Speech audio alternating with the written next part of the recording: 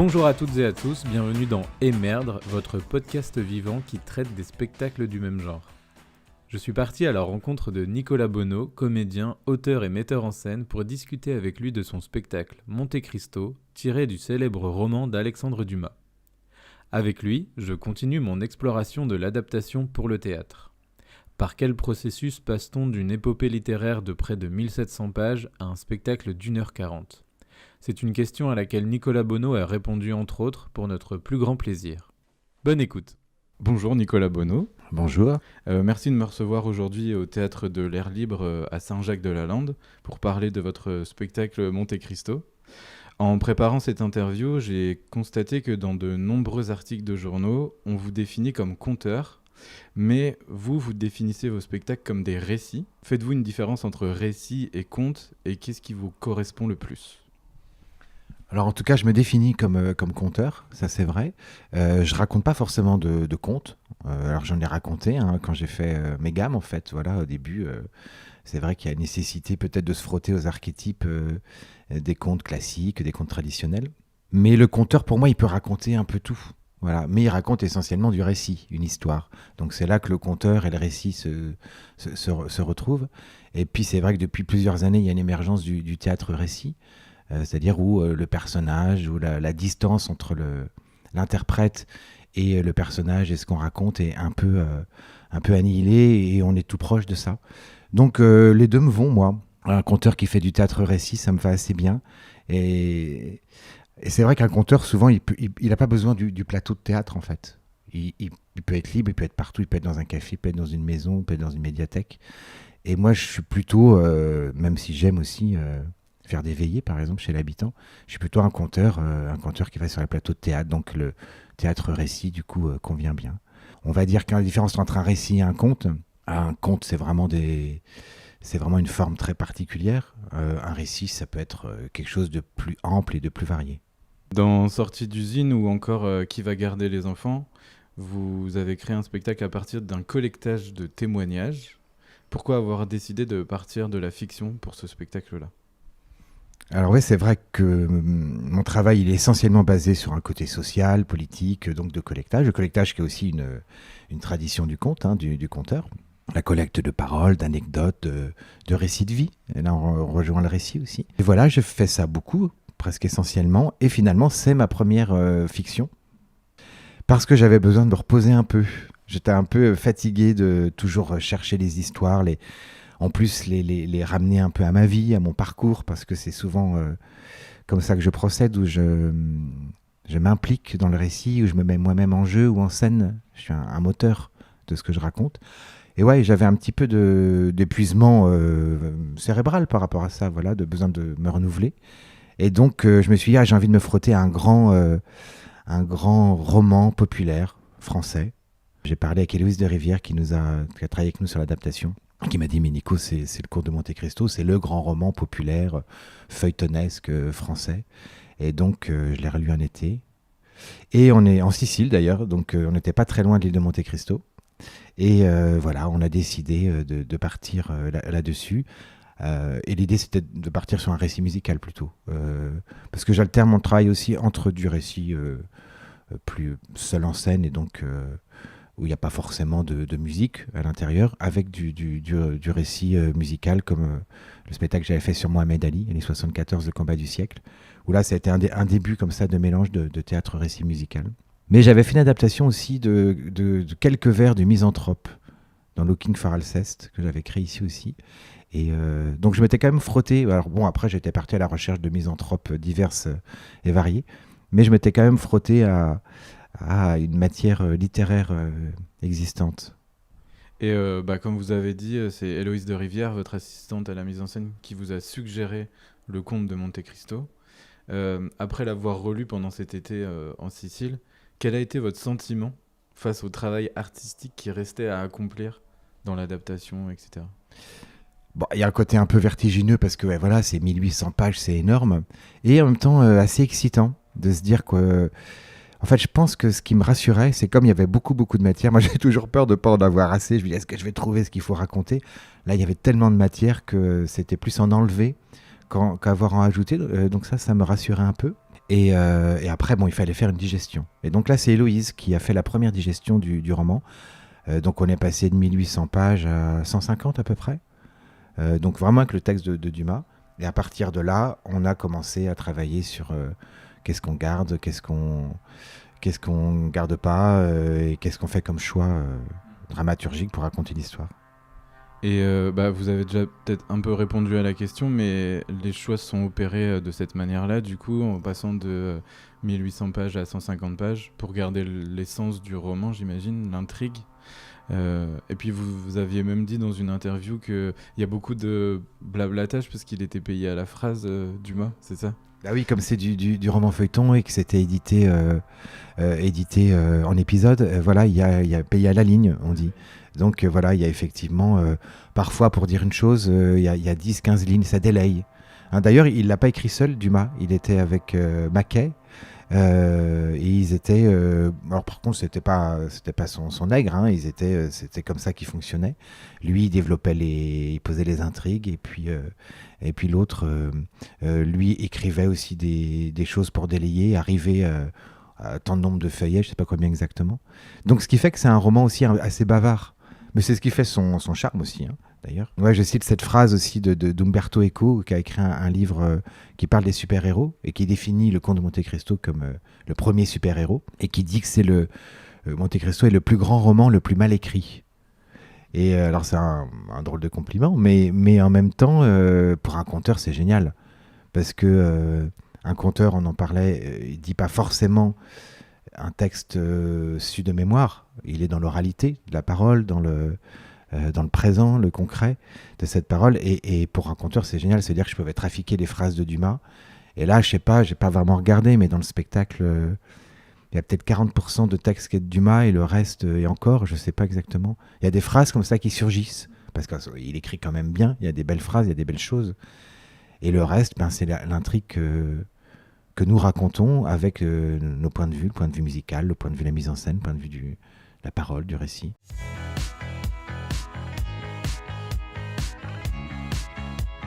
Merde!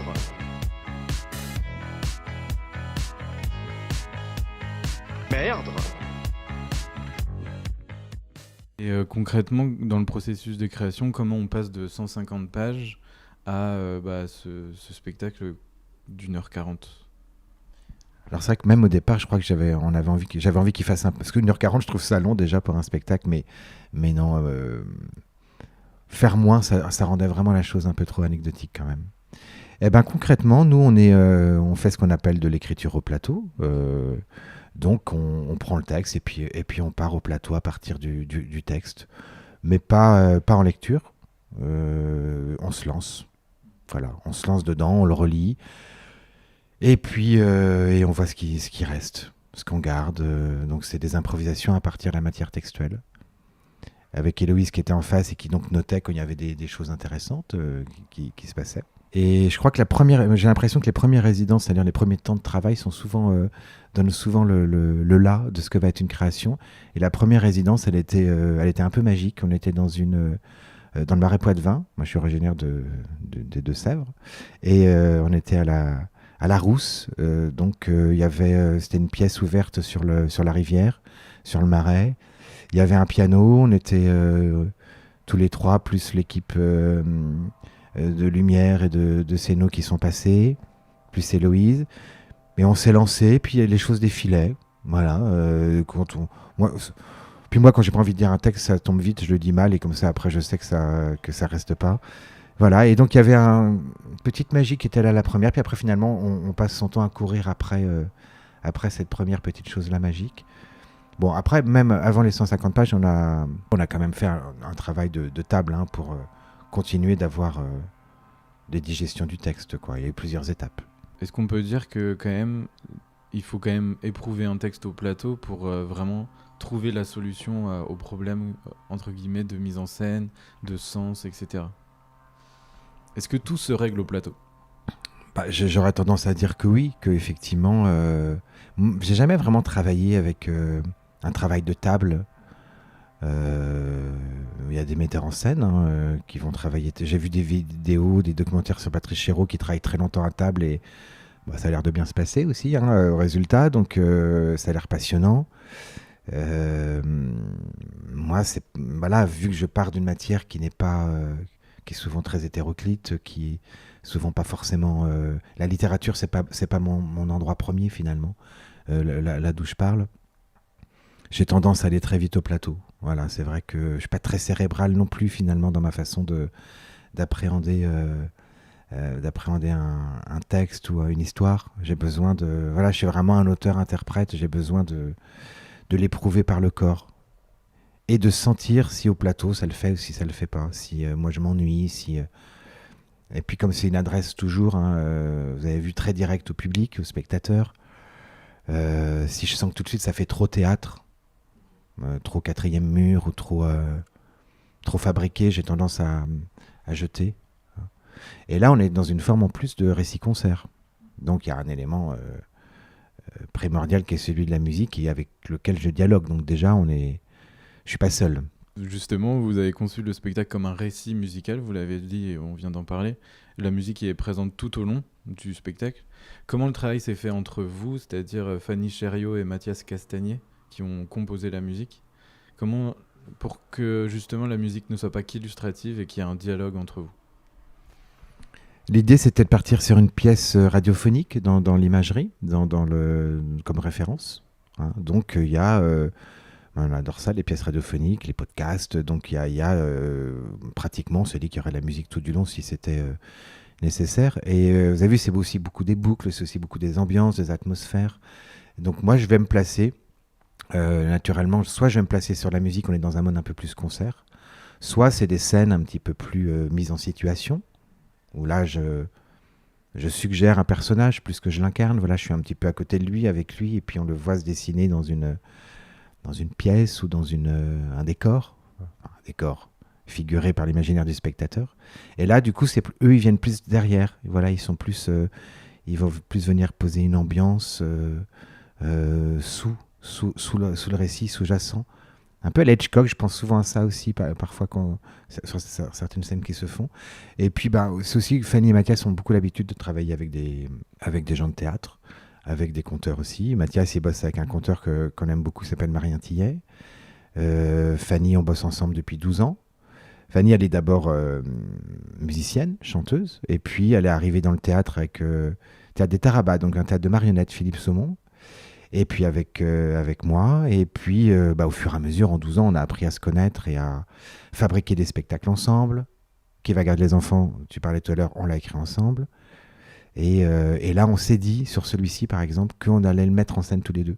C'est la première fois qu'on met en scène, on n'a pas de... Tu l'as dit, on a une assistante à la mise en scène, qui est précieuse, mais on n'a pas un metteur en scène en tant que tel. Alors que d'habitude, je prenais quelqu'un parce qu'il y avait...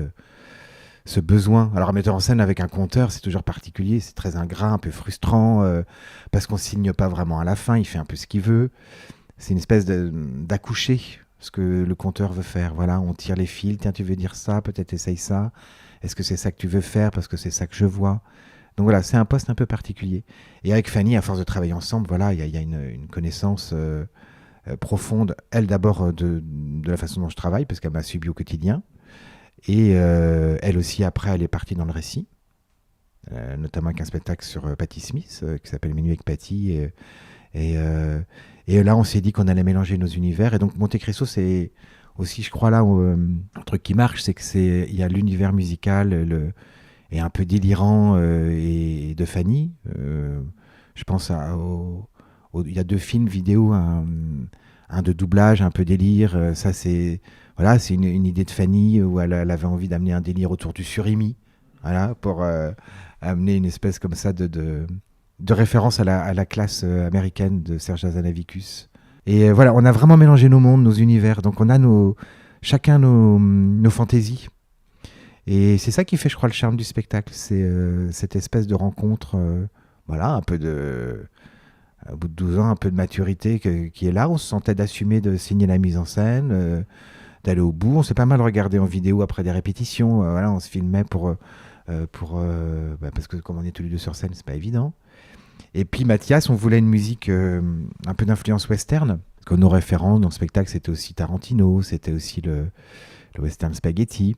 Le Grand Détournement, le Feuilleton. Et Mathias, c'est un super guitariste, et puis il travaille beaucoup en musique de film, et quand on lui a parlé de ça, il nous a dit non mais guitariste western spaghetti, c'est moi quoi. Donc voilà, et après forcément ils ont composé aussi ensemble. Mais voilà, en tout cas la part de Fanny, elle est à la fois en musique et en même temps en mise en scène.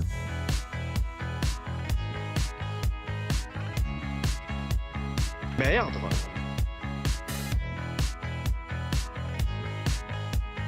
Merde.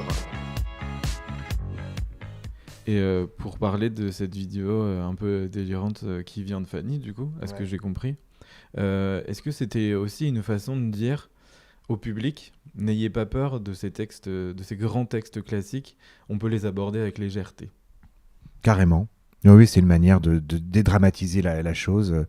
Même si je pense que Dumas est pas le plus impressionnant au bout du compte, mais quand même quoi, il y a souvent l'imagerie d'un côté un peu muséal, un peu poussiéreux. D'ailleurs, on le voit sur ce projet-là, il y a des gens qui peuvent venir un peu avec réticence en disant bon, Monte Cristo, on se souvient des séries un petit peu en poulet aussi. Que j'aime bien d'ailleurs, mais d'ailleurs on les voit, elles sont dans ce... Voilà. Et comme c'est beaucoup dans l'imaginaire collectif, Monte Cristo finalement, même si on n'a pas vu, on a vu. On a un peu la tête de Depardieu devant nous qui fait.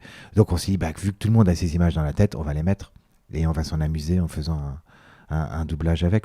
Je crois qu'on a le double en matériaux de doublage. Fanny avait créé un gros délire qui pouvait durer encore plus longtemps. Et oui, c'est une manière d'amener de la légèreté, de l'humour. Et puis de surprendre aussi. C'est-à-dire, je sais pas, là, quand on arrive à des moments de spectacle PAF, il faut relancer la machine. Donc c'est une manière, on va dire, efficace de la relancer. Et c'est un passage un peu pénible dans le roman, c'est l'arrivée à Paris. Ce que je préfère dans le roman, c'était le côté je recherche au trésor, la vengeance, la prison, le côté maritime. Bon, après, mais en fait, ça, c'est pas du tout la majeure partie. Tout le deuxième tome se passe à Paris, dans des salons. C'est moins facile à raconter.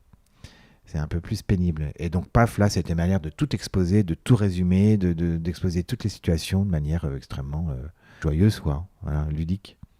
Et justement, par rapport au fait que ce soit ludique, hier, il y avait, je pense, je sais pas, une quarantaine de lycéens, peut-être un peu moins, enfin des classes de lycée ou de collège. Même collège, je crois. Je crois qu'il y avait le collège Anne de Bretagne, parce que j'y vais lundi matin. Et est-ce que c'est... Enfin, les retours que vous allez avoir ou que vous avez déjà eu sur ce passage-là, quels sont-ils? Enfin, je suis curieux de voir...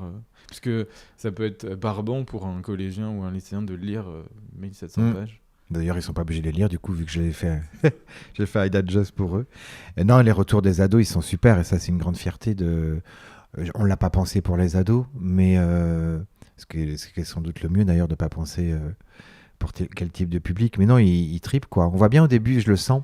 Au début, ça s'agite un peu, les premières minutes. Puis à un moment donné, paf, ça part. Ça part parce qu'il y a le côté hypnotique de l'ensemble. Et la scéno, ça les impressionne aussi. La musique qui arrive, voilà, il y a quelque chose qu'embarque. Et comme on est dans un feuilleton, il y a quand même, je sais pas, toutes les 7-8 minutes, on bascule dans une nouvelle forme de récit. Donc on n'a pas trop le temps de s'ennuyer non plus, ça met beaucoup de rythme. Et donc les ados, non, ils tripent la forme aussi. On a Tarantino dans nos références aussi. Voilà, donc il y a ce côté-là avec notamment le grand dessin animé qui arrive à la fin, le film d'animation. Comme dans Kill Bill. C'est un grand film de vengeance, Kill Bill aussi.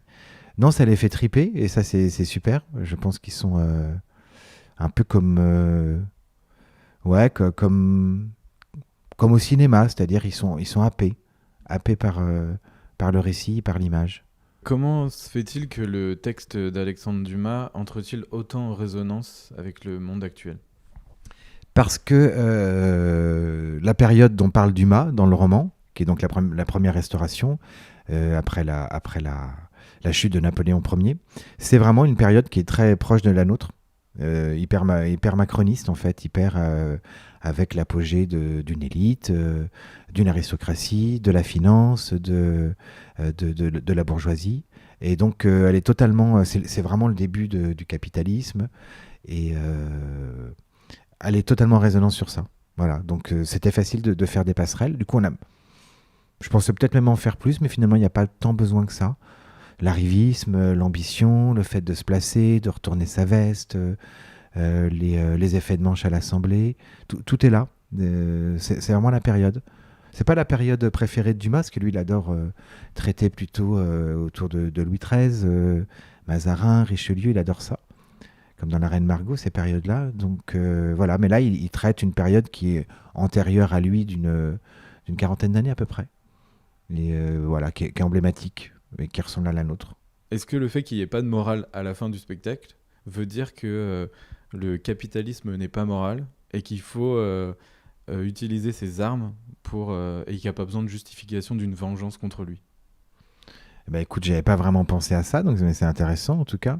Mais effectivement, il n'y a pas de morale. Et c'est quand même un personnage même, on peut dire, amoral. Hein, la vengeance, c'est pas très moral de toute façon. Et puis, il en devient même à un moment donné très froid, pas très sympathique. Il se prend un peu pour Dieu. Droit de vie et de mort sur tout le monde. Par l'argent. C'est quand même l'argent qui est l'outil qui lui permet de se venger. Et à la fin, normalement, il part avec Haïdé. Haïdé, qui est donc la jeune princesse grecque qu'il a sauvée du harem du sultan, dont il se sert comme un outil de vengeance. Et donc, elle doit bien avoir 30 ans de moins que lui. Hein. Nous, on l'a enlevé, ça, du coup. On l'a pas gardé. On préférait laisser l'idée que peut-être avec Mercedes, il y aurait quelque chose, mais ça, on a laissé très ouvert. Et on a plus refermé le livre en disant que voilà, qu'est-ce qui se passe dans la tête d'un lecteur quand on vient de terminer une aussi longue histoire. Voilà, comment les choses s'évanouissent, comment les choses disparaissent. Donc c'est plus on termine plus sur la sensation du lecteur. Tu sais, quand on aime tellement un livre qu'on ralentit les dernières pages pour pouvoir rester le plus longtemps avec lui. Mais oui, c'est un livre totalement amoral en tout cas, ça c'est sûr. Il n'y a pas de... Par contre, ce qui est plutôt chouette, et ce qui là, je ne sais pas si c'est moral ou en tout cas c'est ce qui se passe, c'est que les méchants, à la fin, c'est eux qui sont punis. Donc le gentil redevient gentil, parce qu'à un moment donné, il devient comme les méchants. Il devient lui-même une espèce de monstre froid, et il se réhumanise à la fin. Donc c'est plus ça qu'on a voulu mettre en valeur, en se disant qu'on n'allait quand même pas promouvoir la loi du talion et de la vengeance. Voilà, mais c'est vrai qu'il y a quelque chose de jouissif dans la vengeance. Qui n'a pas eu envie de ça, de se venger de ceux qui nous ont fait du mal.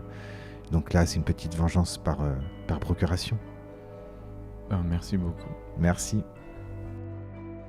Merci à vous toutes et tous d'avoir écouté ou regardé Émerdre, votre podcast vivant traitant des spectacles du même genre. Avant de se retrouver sur toutes les plateformes de streaming audio ou sur YouTube, n'hésitez pas à nous suivre sur les réseaux sociaux, Facebook et Instagram, pour être toujours au courant de nos actualités.